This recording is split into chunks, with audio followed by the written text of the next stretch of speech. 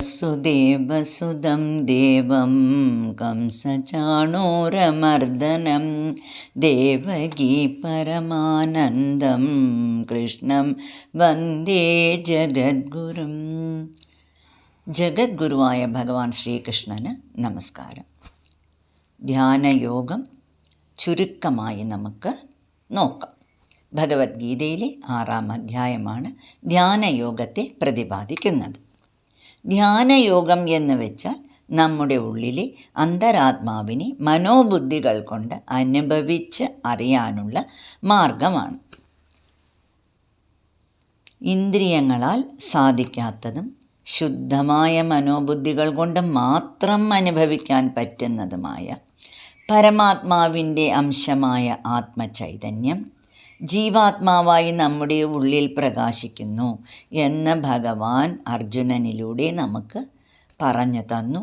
സാംഖ്യയോഗത്തിലാണ് ഭഗവാൻ നമുക്ക് ആത്മാവിനെ പറ്റി പറഞ്ഞു തന്നത്.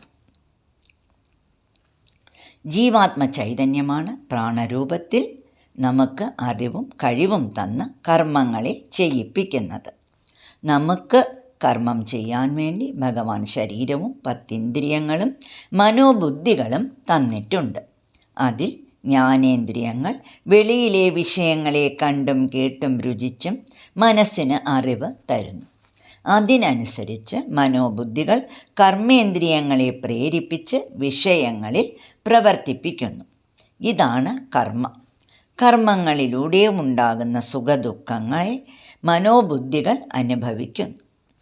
ശരീരത്തിന് പ്രവർത്തിക്കാൻ പ്രേരണയും മാർഗനിർദ്ദേശവും നൽകുന്നത് മനോബുദ്ധികളാണ്. എന്നാൽ മനോബുദ്ധികൾക്ക് ശക്തി പകരുന്നതാകട്ടെ ജീവാത്മാവാണ്. മനോബുദ്ധികൾക്ക് ഉള്ളിലെ ജീവാത്മാവിനെ അറിയാനോ അടുക്കാനോ സാധ്യമല്ല. കാരണം ശുദ്ധമായ മനോബുദ്ധികൾക്ക് മാത്രമേ ആത്മാവിനെ അനുഭവിക്കാൻ സാധിക്കുകയുള്ളൂ.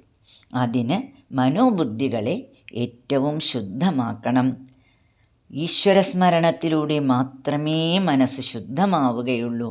അതുകൊണ്ട് ഭഗവാൻ ആദ്യം തന്നെ കർമ്മങ്ങളെ ഈശ്വരസ്മരണയോടെ നമ്മുടെ ശക്തി കേന്ദ്രമായ ആത്മാവിൽ അർപ്പിച്ചുകൊണ്ട് കർമ്മയോഗമായി ചെയ്യാൻ ഉപദേശിച്ചു തന്നു. കർമ്മയോഗത്തിലൂടെ ഈശ്വരസ്മരണം കൊണ്ട് കർമ്മങ്ങളിലുള്ള ഒട്ടലും ഫലപ്രതീക്ഷയും കുറഞ്ഞ് മനസ്സ് ശുദ്ധമാകാൻ തുടങ്ങുന്നു. ഞാനല്ല കർമ്മം ചെയ്യുന്നത്, ജീവാത്മാവാണ് എന്നെ കൊണ്ട് ചെയ്യിപ്പിക്കുന്നത് എന്ന അറിവ് ഉണ്ടാകുന്നു. മനോബുദ്ധികൾ ശരീര ഇന്ദ്രിയങ്ങളുമായിട്ടുള്ള ഒട്ടൽ കുറഞ്ഞ് ആത്മാവുമായി അടുക്കാൻ തുടങ്ങുന്നു. മനസ്സ് ആത്മാവോട് അടുത്ത് വരുംതോറും ഉള്ളിൽ ജ്ഞാനം തെളിയുന്നു.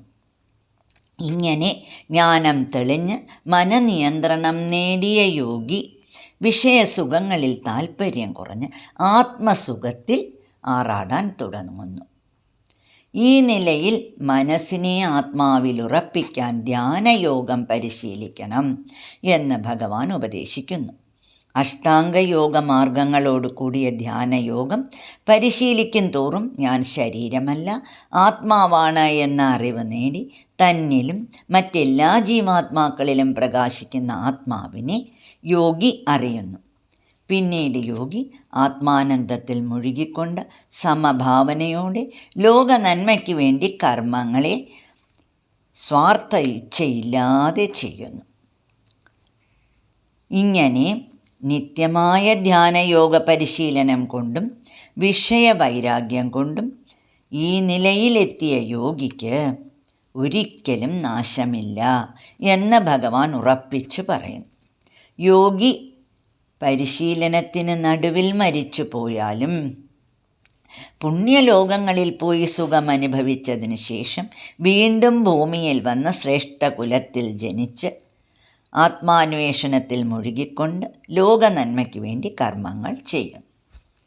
ഇങ്ങനെയുള്ള യോഗികൾ സാധാരണ ജനങ്ങൾക്ക് ആത്മജ്ഞാനം നൽകി ഉദ്ധരിക്കുന്നതിന് വേണ്ടിയാണ് കർമ്മങ്ങൾ ചെയ്യുന്നത്. ഇങ്ങനെ ആത്മാരാമനായ യോഗി ഉത്തമമായ ജന്മങ്ങൾ വീണ്ടും വീണ്ടും എടുത്ത് പുണ്യകർമ്മങ്ങളിലൂടെ കർമ്മബന്ധങ്ങൾ ക്ഷയിച്ച് പാപം നീങ്ങി മോക്ഷം പ്രാപിക്കുന്നു എന്ന് ഭഗവാൻ നമുക്ക് പറഞ്ഞു തരുന്നു. ഇങ്ങനെ കർമ്മയോഗത്തിൽ തുടങ്ങിയ യോഗി മനോബുദ്ധികൾ കൊണ്ട് ആത്മാവിനെ ഉദ്ധരിച്ച് പരമപദത്തിൽ എത്തുന്നത് വരെയുള്ള കാര്യങ്ങൾ നാം അർജുനനിലൂടെ ഭഗവാനിൽ നിന്ന് മനസ്സിലാക്കി. ഉള്ളിലെ ജീവാത്മാവിനെ ഉദ്ധരിച്ച് പരമാത്മാവിൽ എത്തിക്കുന്നതാണ് മോക്ഷം. ഇനി ഭഗവത്ഗീത ഉപനിഷത്തിലെ തത്വമസി മഹാവാക്യത്തിൻ്റെ വിവരണമാണ്. തത്ത് എന്ന പദം പരമാത്മാവിനെയും, ത്വം എന്ന പദം ജീവാത്മാവിനെയും, അസി എന്ന പദം ജീവാത്മ പരമാത്മ ഐക്യത്തെയും കുറിക്കുന്നു. ഭഗവത്ഗീതയിലെ ആദ്യത്തെ 6 അധ്യായങ്ങൾ ത്വം പദവിവരണമാണ്.